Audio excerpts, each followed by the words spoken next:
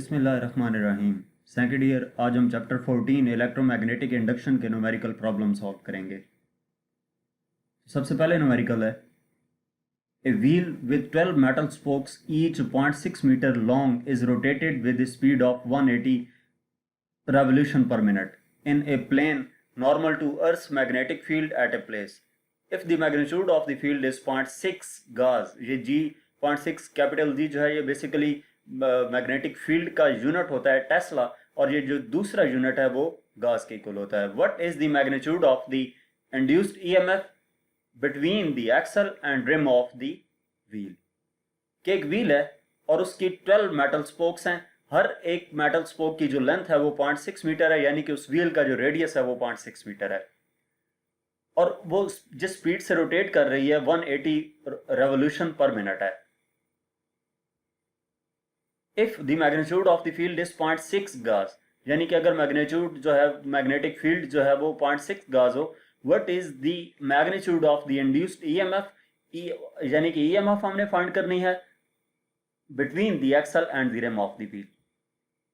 तो डाटा इसका सबसे पहले हम नोट कर लेते हैं। डाटा में सबसे पहले हमें नंबर ऑफ स्पोक्स गिवन है कि 12 हैं, एन 12 आ गया। उसके बाद दूसरी चीज ईच 0.6 मीटर लॉन्ग, यानी कि ये हमारे पास इसका रेडियस आ गया 0.6 मीटर। मैंने आपको बताया है कि स्पोक्स की लेंथ 0.6 मीटर है, तो स्पोक्स किसी भी जो व्हील होता है उसके सेंटर से लेकर एंड तक एक लेंथ होती है, तो उसको हम स्पोक कहते हैं। जो साइकिल का टायर होता है अगर हम उसकी बात करें तो वहां पर जो लेंथ होगी वो 0.6 मीटर होगी। वो रोटेट कर रहा है, उसकी रोटेशन जो स्पीड है 180 रेवोल्यूशन पर मिनट है। तो हमारे पास ओमेगा इक्वल आ गया 180 रेवोल्यूशन पर मिनट। इसको रेवोल्यूशन पर सेकंड में कन्वर्ट करने के लिए 60 से डिवाइड कर देंगे, तो 180 ओवर 60 रेवोल्यूशन पर सेकंड, यानी कि ये 3 रेवोल्यूशन पर सेकंड आ जाता है। अब इसको हम रेडियन पर सेकंड में कन्वर्ट करेंगे, क्योंकि रेडियन पर सेकंड जो है वो ऐसा यूनिट है इस एंगुलर वेलोसिटी का। तो 3 इंटू 2 पाई जो वैल्यू थी उसको 2 पाई से मल्टीप्लाई किया रेडियन पर सेकंड में कन्वर्ट करने के लिए, तो ये 6 पाई रेडियन पर सेकंड आ जाता है। जो मैग्नेटिक फील्ड हमें गिवन है B.6 गाज है, तो इसको टेस्ला में कन्वर्ट करने के लिए 10⁻⁻4 से मल्टीप्लाई कर देंगे। बेसिकली जो एक टेस्ला है वो 10,000 गाज के इक्वल होता है, तो एक गाज 10⁻⁻4 टेस्ला के इक्वल होगा।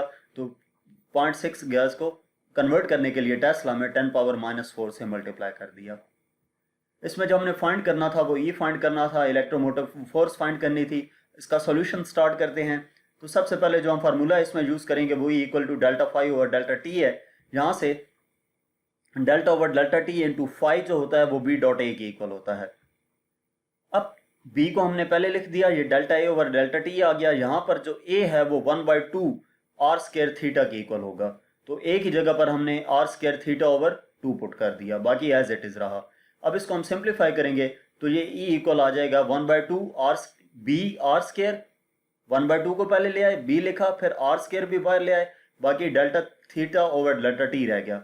Delta theta over delta T omega की इक्वल होता है, तो ये इक्वेशन बन जाएगी E equal to 1/2 B R square omega.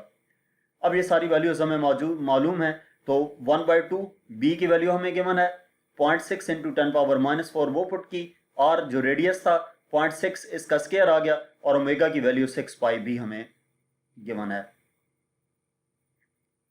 जो हमने ओमेगा की वैल्यू गिवन थी उसको 6 पाई रेडियन पर सेकंड में लेकर आए थे। तो इसको हम सिंप्लीफाई करते हैं तो ये ई की वैल्यू आ जाती है 2.035 इंटू 10⁻⁻4 वोल्ट। इसके बाद नेक्स्ट प्रॉब्लम है,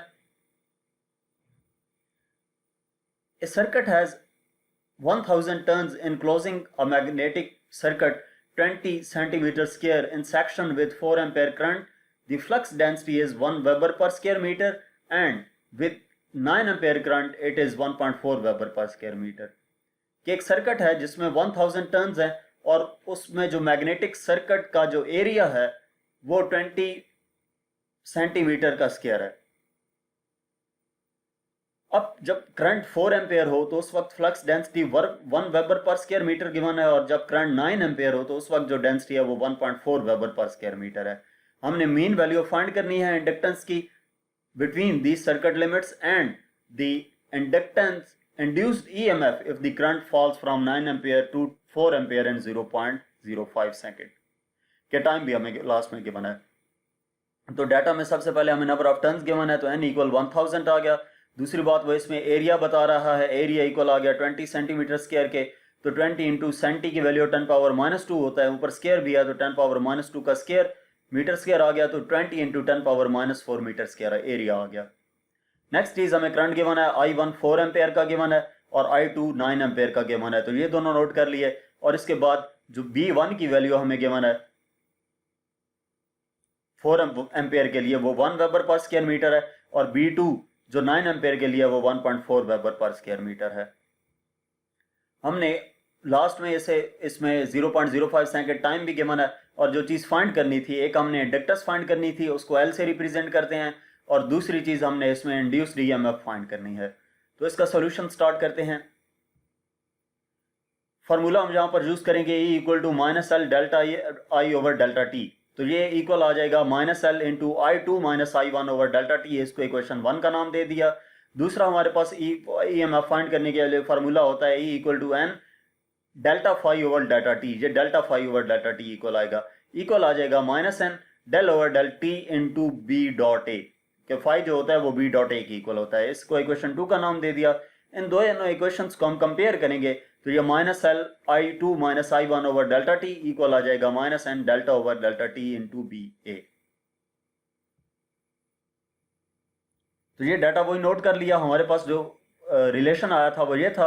अब इसको हम सिंप्लीफाई करेंगे, डेल्टा टी दोनों तरफ मौजूद है तो ये कैंसिल हो जाएगा, बाकी माइनस माइनस से कैंसिल होके L into I2 -I1 equal आ जाएगा N into delta B dot ए।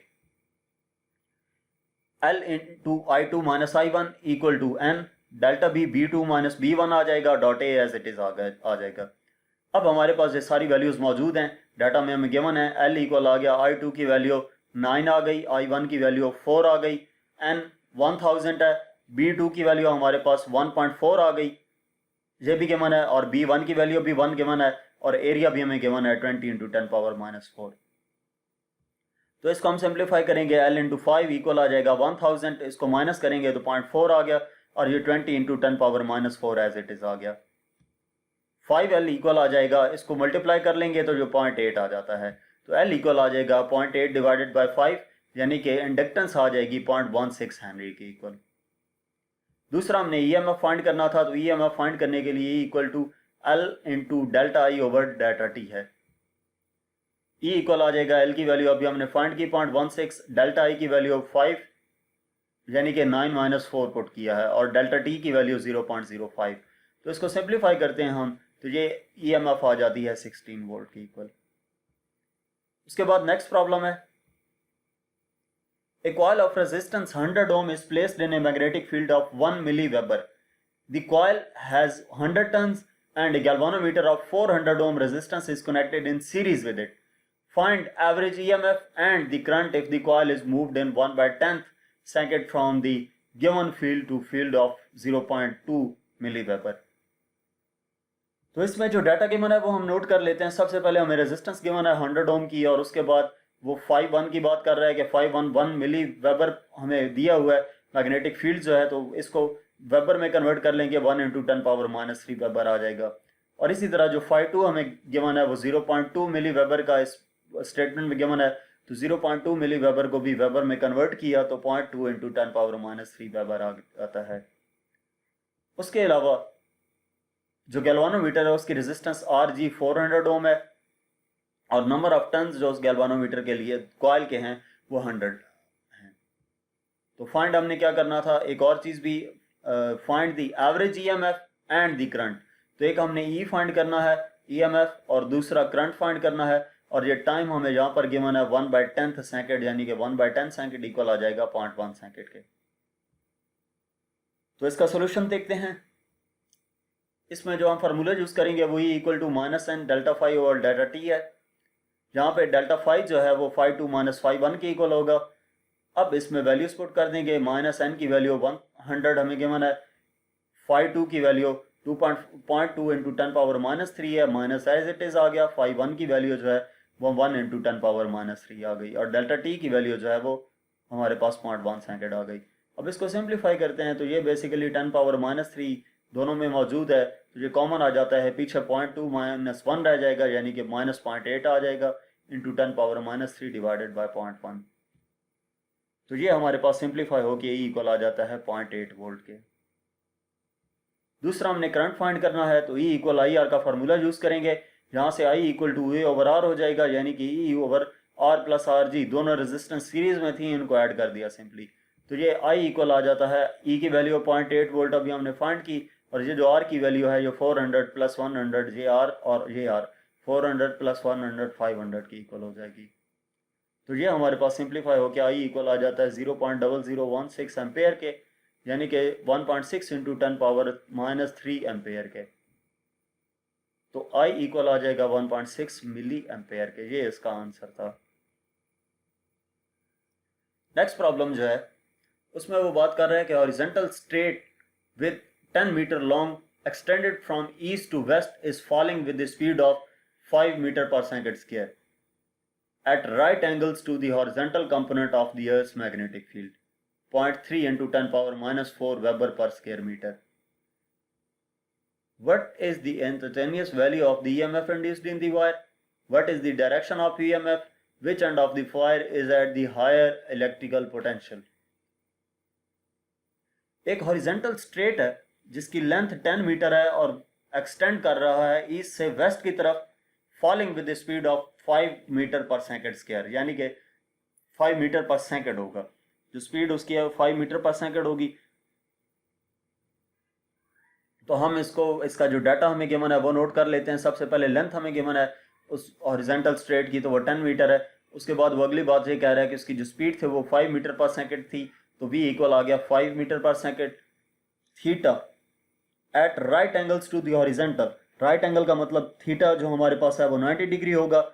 और इसके अलावा हमें मैग्नेटिक फील्ड गिवन है B.30 into 10⁻⁻4 weber per square metre. तो E हमने फाइंड करना है ए पार्ट में, what is the instantaneous value of EMF, E find करना है। बी में हमने डायरेक्शन ऑफ EMF फाइंड करना है, और तीसरे में हमने which end of the wire is at the higher electric potential. तो इसका सॉल्यूशन स्टार्ट करेंगे। जो न्यूमेरिकल में हम फार्मूला यूज करेंगे ए पार्ट फाइंड करने के लिए, वो E equal to VBL sine theta है। ये वैल्यूज हमें गिवन है, V की वैल्यू 5 गिवन है, B की वैल्यू 0.3 इंटू 10⁻⁻4 है, लेंथ 10 मीटर की गिवन है, साइन थीटा की वैल्यू 90 पुट कर दी। तो ये सिंप्लीफाई होके E इक्वल आ जाता है 1.5 इंटू 10⁻³ वोल्ट के।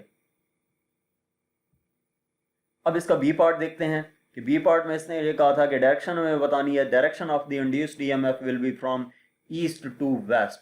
जो EMF इंड्यूस्ड होगी वो ईस्ट टू वेस्ट होगी, क्योंकि वो जो एक्सटेंड कर रहा था वो भी ईस्ट टू वेस्ट ही कर रहा था।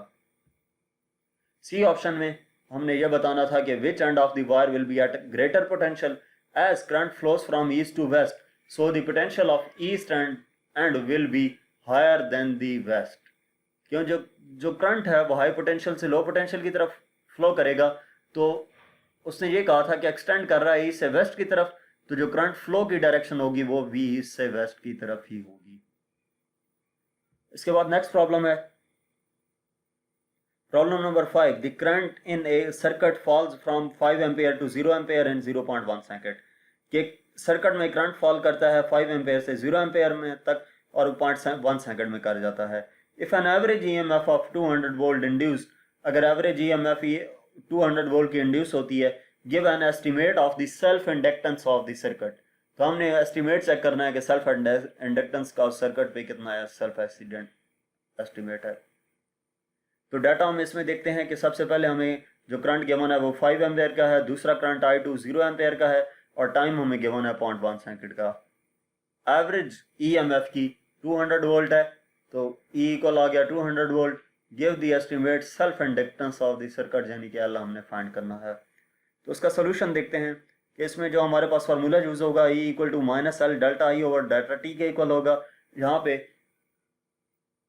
L हमने फाइंड करना है, तो L इक्वल आ जाएगा, ये वैल्यूज उस तरफ ले जाएंगे, डेल्टा T उधर जाकर मल्टीप्लाई होगा, तो ES delta T over delta I इधर जाकर डिवाइड हो जाएगा।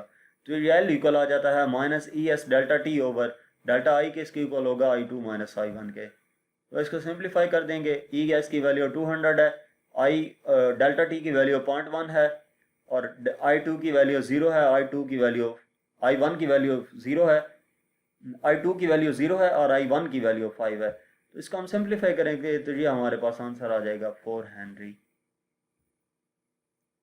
तो यहाँ तक हमारे इस चैप्टर के प्रॉब्लम्स थे। मज़ीद किसी भी चैप्टर का कोई भी प्रॉब्लम, कोई भी कॉन्सेप्चुअल क्वेश्चंस या कोई भी टॉपिक देखने के लिए आप मेरा यूट्यूब चैनल देख सकते हैं। Thank you.